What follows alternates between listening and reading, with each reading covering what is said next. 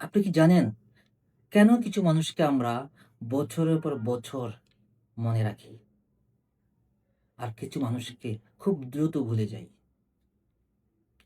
বেশিরভাগ মানুষ মনে করেন অসাধারণ হওয়ার শুরু ট্যালেন্ট থেকে, কিন্তু মানুষের মনে জায়গা করে নেওয়ার গল্পটা শুধু ট্যালেন্টের নয়।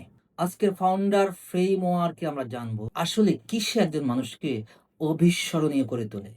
আসসালামু আলাইকুম, আমি বিজলিট রফিকুল ইসলাম। গত 15 বছরে বিজনেস এবং কর্পোরেট জবের অভিজ্ঞতায় আমি একটি বিষয় বারবার দেখেছি।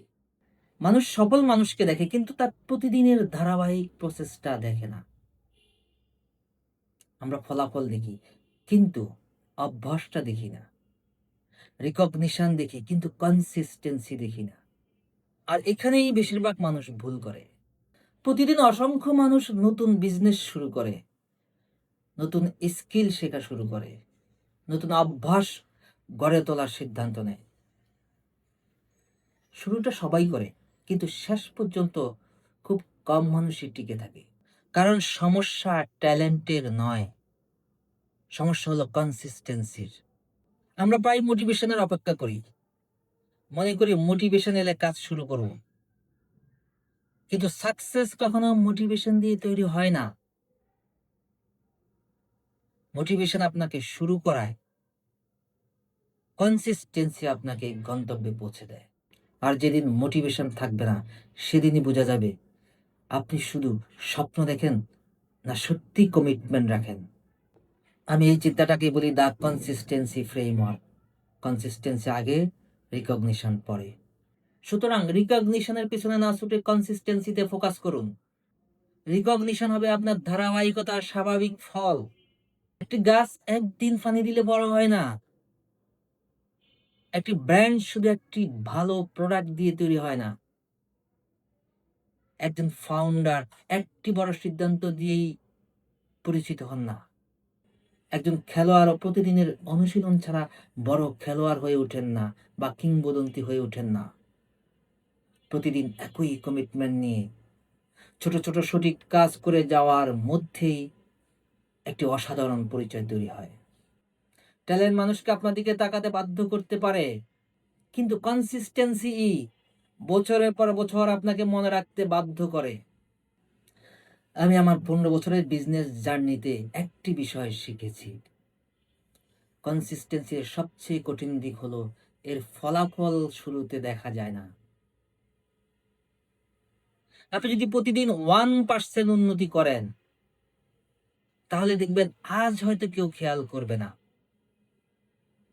আগামীকালও না, আগামী মাসেও না, হয়তো আগামী বছরও না।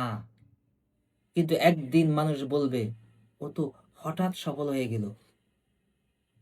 আসলে কোনো সাফল্যই হঠাৎ আসে না।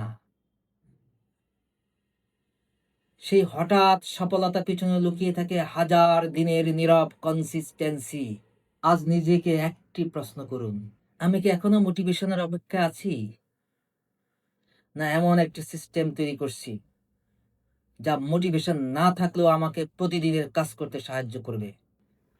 কারণ সফল মানুষরা মোটিভেশনের উপর নির্ভর করে না, তারা নির্ভর করেন তাদের সিস্টেমের উপর, তাদের ডিসিপ্লিনের উপর।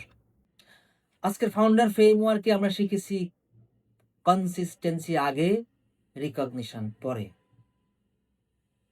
কারণ রিকগনিশন চাওয়া যায় না, এটি অর্জন করতে হয়। আর সে অর্জনের পথ হলো প্রতিদিনের নীরব কনসিস্টেন্সি।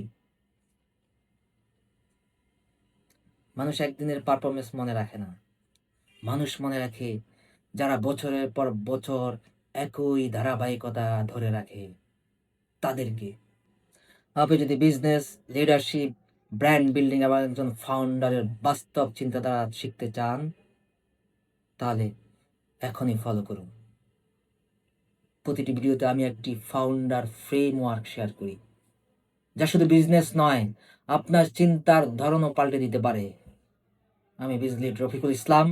আজকের ফাউন্ডার ফ্রেমওয়ার্ক ছিল দ্য কনসিস্টেন্সি ফ্রেমওয়ার্ক। কনসিস্টেন্সি আগে, রিকগনিশন পরে। দেখা হবে পরবর্তী ফাউন্ডার ব্লুপ্রিন্টে। ইনশাআল্লাহ। আসসালামু আলাইকুম।